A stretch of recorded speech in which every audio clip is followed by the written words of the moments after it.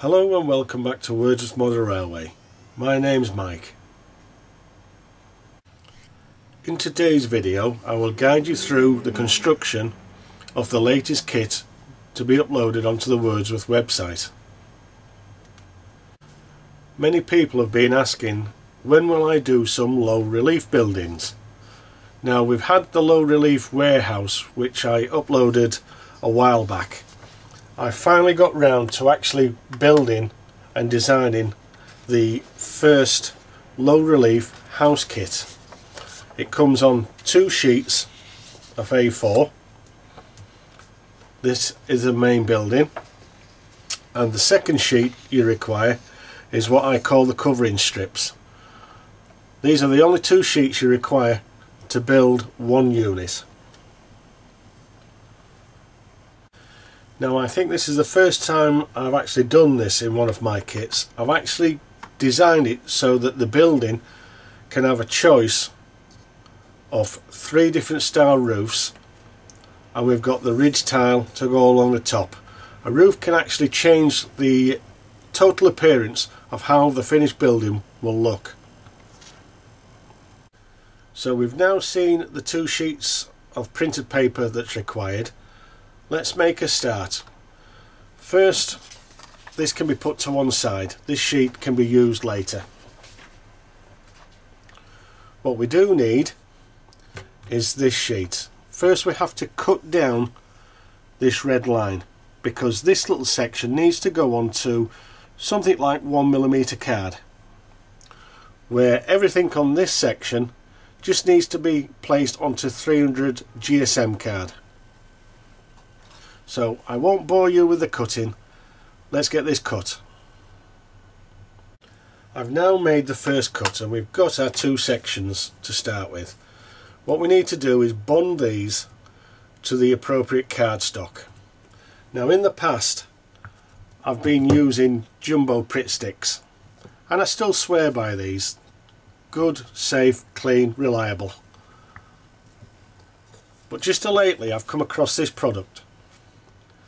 It's about £5.49 a can, and it's spray and stay, or stick and stay it's called, and it's repositional, and then it actually dries to a permanent adhesive, so it's ideal for card making like we're doing here.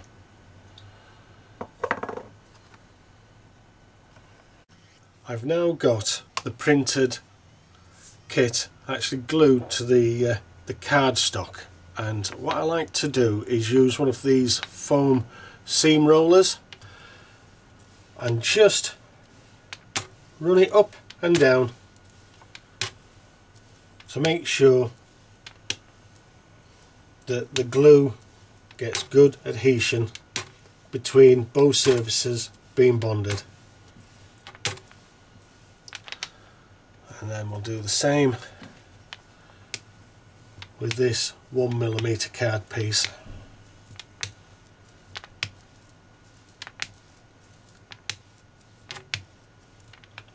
Right, we just need to put these to one side just for that glue to actually take hold. Okay, we're now ready to actually cut out the kit. Now, it comes out in one piece, so all you've got to do is cut round this full image and remove it from the card section. And we'll also cut out these 2 little pieces. These are the left and right barge fascia boards. These will go down here once we get the roof in position. We've now got our basic kit removed from the surplus cardstock. We've got the barge boards and the basic kit. What we now need to do is make all the score lines so that we can fold the kit into shape and then glue it in place. So we make a score down here, a score down here, down this glue flap, down that glue flap, and the big thing to watch is these 2 score lines are slightly inset to these ones. That's because this piece fits between these two outer walls, where this one actually finishes flush with the outer wall. So let's get these score lines made. Now, for those new to model card building, just in case you're thinking, what does he mean by score lines? Basically, all we're going to do is use a steel rule and a modelling craft knife with a very sharp blade, and then you lightly run down the vertical line. The aim is to put just enough of a cut into the card to enable it to fold without creasing, but not to go through the card. That will come with time and patience. You'll learn, you'll be able to feel and hear the knife blade cutting through the card, and you'll eventually know when you're at the right depth. I've now completed the score line on my kit, and you can see simply by lifting the piece up that I've just gone through enough so that the corners start to fold, and I'm not having to put too much pressure on to actually get them into shape. I've now pre-folded each one of the score lines, and what you can do now before you actually apply any glue at all is, I forgot to do these two, just make sure they go over like so. Right, what you can do before any glue is applied, just make sure that your kit is going to fit. Sometimes you might need to do just that little bit of trimming. Your cardstock might be slightly thicker than what I've recommended, but basically that's the shell of the house. Remember, this is a low relief house, so it's designed to sit against your back scene. Now, this kit's been designed so that it can be built as a semi-detached, and the roof has a little overhang each end. If you want to turn this into a terrace row, once you have this glued in place, and before you actually put your roof section on, if we're adding an extension this way, get your little overhang on this end, but what you want to do is drop the edge of the roof and just cut it so it finishes nice and level and flush with this edge. The next unit that you build will be the opposite way, so the roof will be flush here and the overhang will be here, and then you can butt them up and you will have no join between them. There's a little piece in the kit that will go down and hide the joint and hide this end covering in the same brick paper. So I believe we're ready now. I'm happy with how that looks. Let's get this actually glued into shape.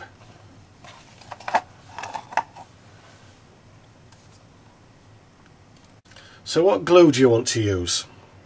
You can use Yoo-Hoo, Bostik, any of those paper and card glues, but I'm a big fan of Pritt glue, and I apply it to the glue flaps with one of these plastic spatulas. It's ideal for this. So, as can be seen, I've now got the basic shell of my kit glued together. I've just finished gluing it, so we need to put this to one side, just so that glue will bond and grab the pieces and it won't slip out of shape. But you can see how quickly this kit actually goes together. If you've got a long terrace row to make or a few semi-detaches to make for your layout, this method is just ideal.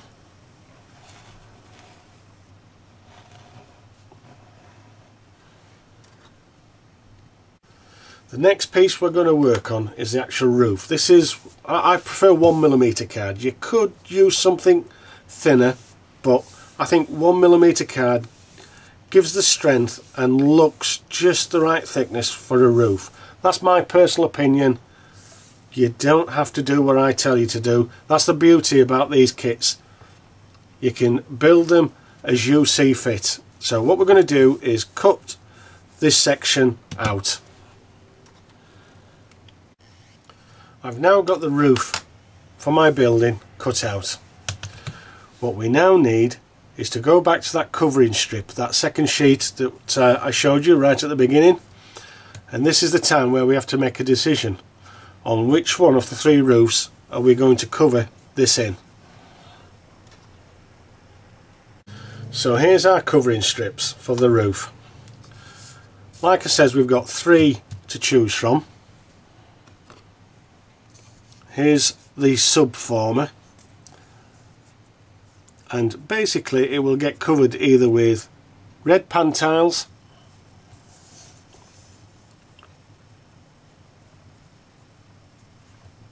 rustic grey slate tiles, or standard grey slate tiles. Now I think I'm going to use these. So all I'll do is I'll cut this out. There's some little dotted red lines which will help you make the folds so that it'll fold round your roof section. So let's get this cut out roughly and then we can fold it into shape.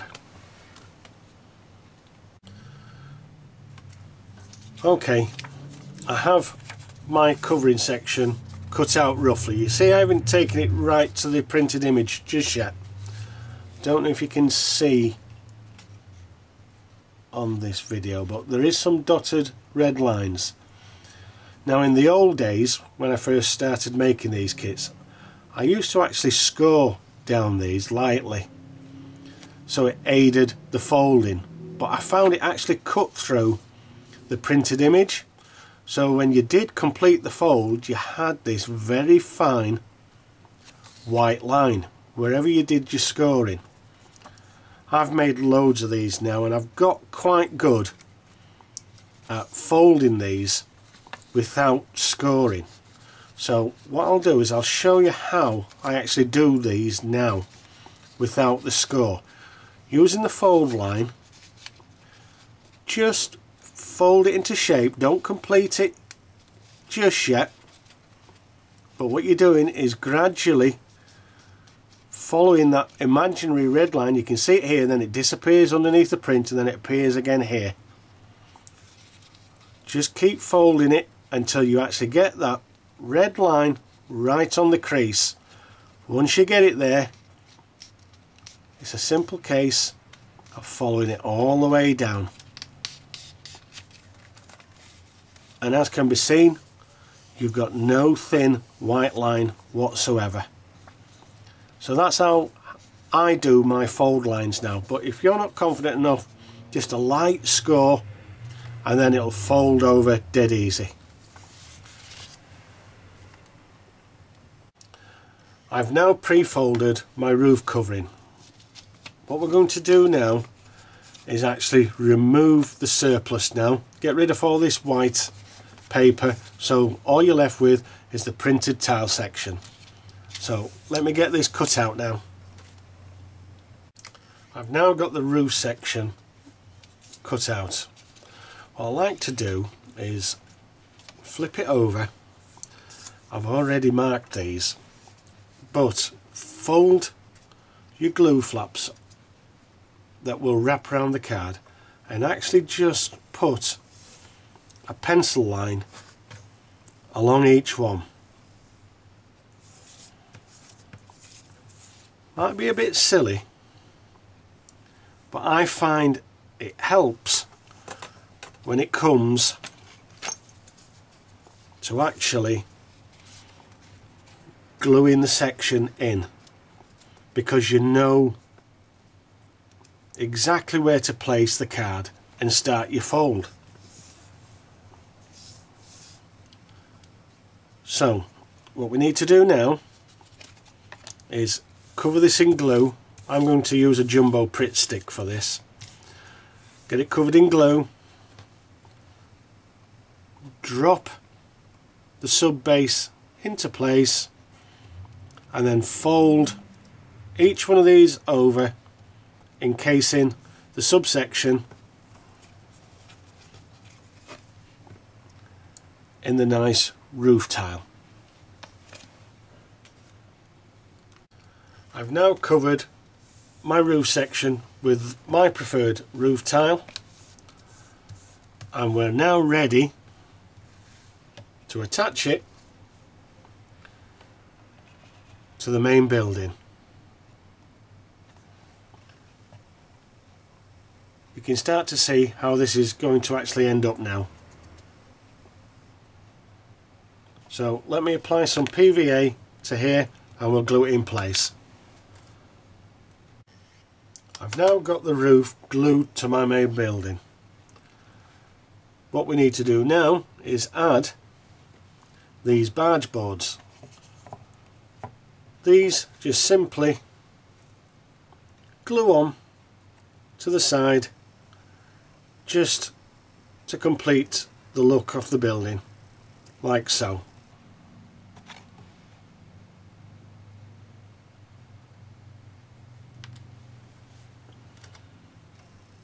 I've now fitted my barge boards to the sides. What I now need to do is fit the ridge tiles. They're only half a section because remember you're only doing half a roof, and I thought it'd be nice to use the red ones. So all we're going to do is glue that to the top and then we'll trim off the excess.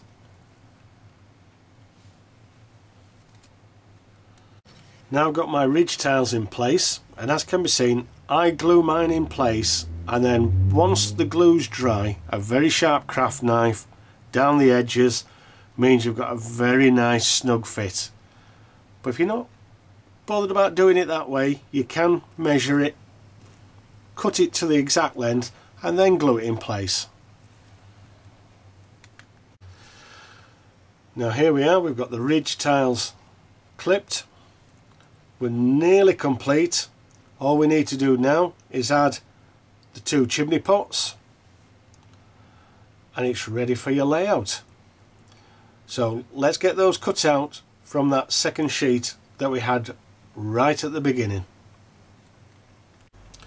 We've now got our two chimney stacks and our two chimney pots.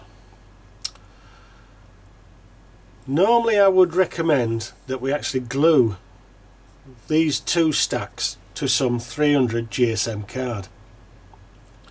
I've got a little bit older and a little bit wiser in my kit building, and I don't think you actually need to do that now. If you print on some good quality paper, this is 110 GSM photographic paper.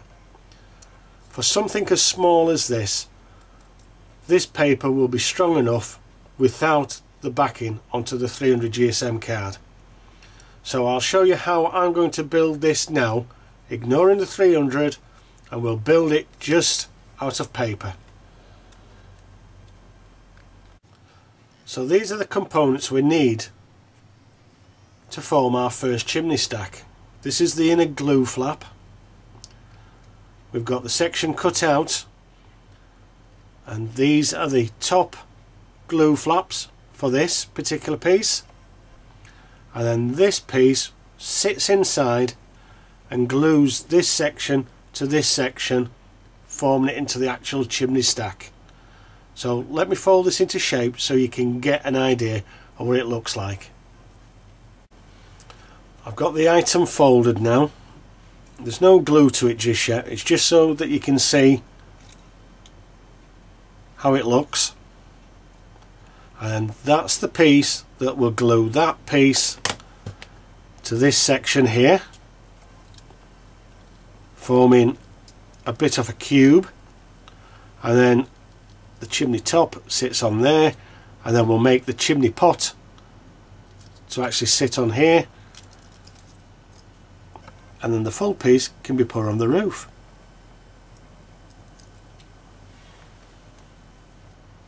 So I'll actually show you how I glue this final bit together.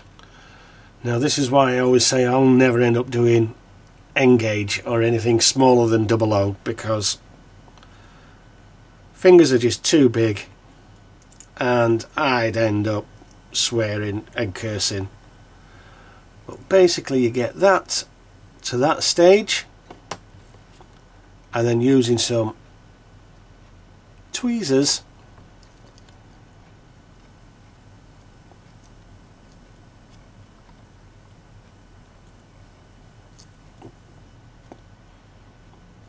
bond the two surfaces together like so.